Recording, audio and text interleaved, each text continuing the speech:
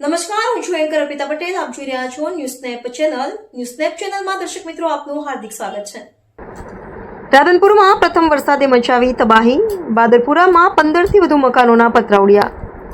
પાટણ જિલ્લાના વાવાઝોડાને ભારે પવનથી જનજીવન પ્રભાવિત. અનેક સ્થળે વૃક્ષો ધરાશાયી અને વીજ પુરવઠો ખોરવાયો. પાટણ જિલ્લાના વિવિધ વિસ્તારોમાં મોડી રાત્રે અચાનક વાતાવરણમાં પલટો આવતા વાવાઝોડા સાથે વરસાદી માહોલ સર્જાયો હતો. રાધનપુર, સમી, હારીજ, શંખેશ્વર અને સાંતલપુર તાલુકામાં ભારે પવન, વીજળીના કડાકા ભડાકા અને વરસાદના કારણે અનેક સ્થળોએ નુકસાનની ઘટનાઓ સામે આવી છે. હવામાન વિભાગની આગાહી વચ્ચે આવેલા વરસાદે અનેક વિસ્તારોમાં જનજીવનને અસર પહોંચાડી હતી. રાધનપુર તાલુકાના બાદરપુરા ગામમાં ભારે પવન સાથે આવેલા વરસાદે ભારે તારાજી સર્જી હતી. ગામમાં અંદાજે 15થી વધુ મકાનોના પતરા ઉડી જતા પરિવારોને મોટું આર્થિક નુકસાન વેઠવાનો વારો આવ્યો હતો. અચાનક આવેલા તોફાની પવનના કારણે લોકોમાં દોડધામ મચી ગઈ હતી અને અનેક પરિવારોને રાત્રિના સમયે મુશ્કેલીઓનો સામનો કરવો પડ્યો હતો. વાવાઝોડાની અસરથી ગામ તેમજ આસપાસના વિસ્તારોમાં અનેક વૃક્ષો ધરાશાયી થયા હતા. કેટલાક સ્થળોએ વીજ વાયર તૂટી પડતા વીજ પુરવઠો ખોરવાઈ ગયો હતો, જેના કારણે ગામોમાં અંધારપટ છવાઈ ગયો હતો અને લોકોને ભારે હાલાકીનો સામનો કરવો પડ્યો હતો. વીજ વિભાગ દ્વારા વીજ પુરવઠો પુનઃસ્થાપિત કરવા માટે કામગીરી હાથ ધરવામાં આવી હોવાનું જાણવા મળ્યું છે. પ્રથમ વરસાદે જ રાધનપુર પંથકમાં પોતાની તાકાત બતાવતા અનેક સ્થળોએ નુકસાન પહોંચાડ્યું છે. ભારે પવન અને વરસાદને કારણે ખેતી તેમજ રહેણાંક મકાનોને પણ અસર થઈ હોવાનું સ્થાનિકોએ જણાવ્યું હતું. વરસાદી માહોલ વચ્ચે લોકોમાં એક તરફ ગરમીમાંથી રાહતનો અનુભવ થયો હતો, તો બીજી તરફ વાવાઝોડાના કારણે થયેલા નુકસાનને લઈને ચિંતાનો માહોલ જોવા મળ્યો હતો. જિલ્લામાં વિવિધ તાલુકાઓમાં વરસાદી વાતાવરણ યથાવત રહેવાની શક્યતાઓ વચ્ચે તંત્ર દ્વારા સાવચેતી રાખવા અપીલ કરવામાં આવી છે. ભારે પવન અને વીજળીના કડાકા ભડાકા દરમિયાન ખુલ્લા વિસ્તારોમાં જ ન જવા તેમજ સુરક્ષિત સ્થળે રહેવા સૂચના આપવામાં આવી છે. રિપોર્ટર પંકજ સાધુ, પાટણ. ન્યૂઝ સ્નેપ ચેનલને લાઇક કરો, શેર કરો, સબસ્ક્રાઇબ કરો. મારું નામ સોલંકી મુકેશભાઈ છે અને મારું ગામ બાદરપુરા છે. આજે રાત્રે જે વાવાઝોડું જે વરસાદ આવ્યો એના કારણે લગભગ મારા ગામમાં 10થી 15 છાપરાના પતરા ઉડી ગયા છે.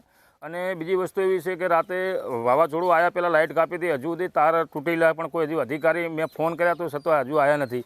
બીજી વસ્તુ તાલુકામાં 2 દાડા પહેલાં સૂચના આપવાની હોય કે ભાઈ ગામડાના સરપંચો છે કે ગામ લોકોને કહેવું પડે કે ભાઈ વરસાદને વાવાઝોડું આવવાનું છે તો તમારે સેફટી રાખવી, પણ અમને હજુ સુધી કોઈ સૂચના આપવામાં નથી આવી કે નથી કોઈ હજુ અધિકારી અહીંયા જોવા માટે આવ્યા. તો મારી સરકારને ખાસ વિનંતી છે કે જે નુકસાન થયું છે એની સર્વે કરાવે અને ખેડૂતોને ખરેખર અને ગામ લોકોને જે મકાનના પતરા ઉડી ગયા, કોઈ વિંગલો ઉડી જાય છે, મોટા પાયે નુકસાન થયું છે તો એની સર્વે કરીને જે ભરપાઈ આપે સરકારને અમારી માંગ છે કે સરકાર આની સર્વે કરાવી અને અધિકારીઓને બોલાવી અને જે પણ ખેડૂતોને કે અથવા મકાન માલિકને જે પૈસા આપે એવી મારી ખાસ વિનંતી છે.